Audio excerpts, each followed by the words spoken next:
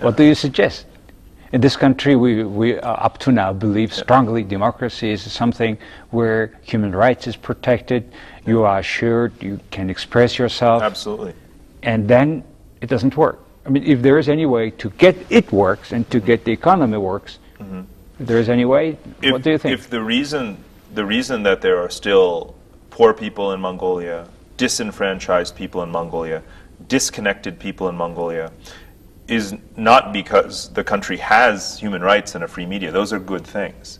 But it's because there isn't one policy consensus, and yet there should be, because as we said earlier, you have the Chile model, you have the Kazakhstan model. So what should we do to have the same program? To have the policy consensus? Yes, so whoever comes to just implement the things. Not like in our country, you know, it's like a drunk driver, you know. Right. One party goes here, the other party goes there. And by the way, in that process, we even lose the government institutions. Yeah. There is not institution capacity. It's more about individuals. Yeah. Well, more than that, whoever is winning at the election, they wipe out everybody there at the department level. That each ministry brings their own people. As a result, there is no institution which is to deliver the result. Right. Two things can be done. One, voters have to be aware of this. They have to be aware that there is a set of policies that work. And that's why in Brazil and in Chile and in other countries you find that it doesn't matter which party wins because there is a good policy. So education or knowledge of voters. Yeah. And another is strengthening the institutions. So what some foreign aid donors do is not focus just on the democratic, the parties and the elections. They focus on building the ministries and building their capacity and the bureaucracies that implement good policies. So that way, it's harder to push them around.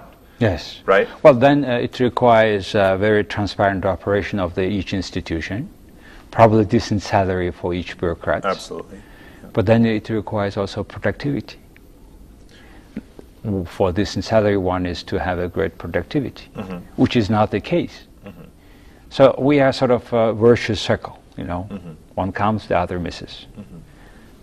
Well, Mongolia is, you know, hopefully still, to my mind, to many others' minds, is still 2 steps forward, 1 step back. Not 1 step forward, 2 steps back. So, as I say, many countries would want to be like Mongolia, in the position that Mongolia is in today. Yeah, I'm not talking about the positive things we have already, because we talk a lot about anyway. Yeah. I'd like to see today with you, what is the new ideas contribution towards what we are doing? Can we talk a little bit about, you have visited during 2 years 40 countries and studied, obviously. And Mongolia has a very interesting, also difficult, in a way, situation where half of the population is almost living in this small town, Ulaanbaatar. Yeah. And the Ulaanbaatar officials, the way how the city is run is very bad. And they cut, you know, one bridge there, one bridge here, no planning, and then suddenly they say, oh, it is broken, we have to stop, and they have creating this traffic jam we just now saw, etc. And they are speculating the land, and you know, all this. We have big problem with the city, and yet we cannot elect our city mayor because it's nominated by these political parties. Can you compare this similar situation with where the cities where the mayors are nominated? Right. This is a very common phenomenon around the world. The truth is that, and this was one of the central arguments I made in Second World, is that you see the division within the society, the first world part and the third world part, because you have to visit the city and the countryside. Now you have Louis Vuitton, you have Dior in Ulaanbaatar. You do not have that in the Ger villages in the Gobi. Mongolia is, you know, based on your per capita GDP, Mongolia is very much a second world country, very much so. Yes. But the phenomenon of the centrality of the main city and the impact that has on national politics is a worldwide thing. Even in the first world. What was Jacques Chirac before he became president of the French Republic? He was mayor of Paris. Ahmadinejad in Iran. Mayor of Tehran. Right.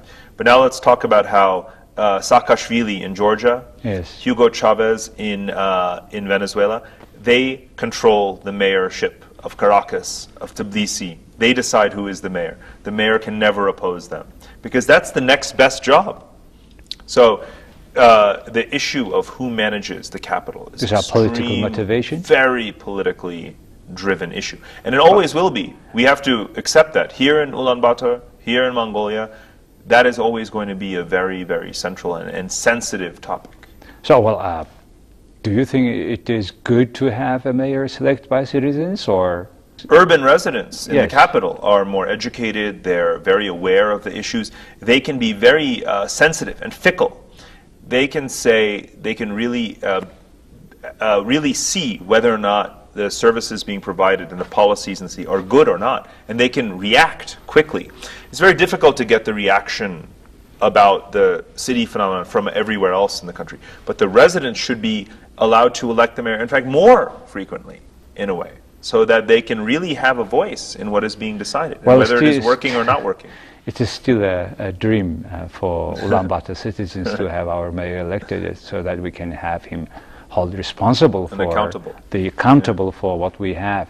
We have a terrible winter. I think it is one of the dirtiest air polluted city in the world, mainly because half of the city's population is living around the city in these Ger areas, and they are burning coal. Half-burned coal makes terrible air. Yeah.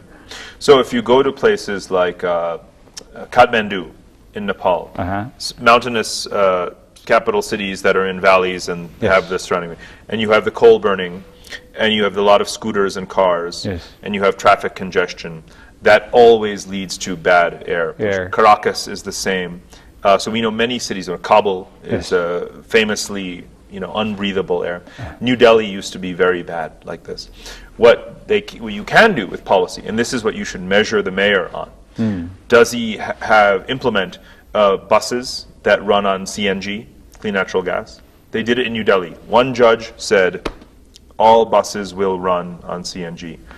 The quality of air in Delhi, which by the way has 15 times more people than Ulaanbaatar, is cleaner today than it was years ago. You can judge the mayor on that. Did he do that? Oh, we wish we do that. Right. But as our mayor, as our Mongolian politicians, they promise good things all the time.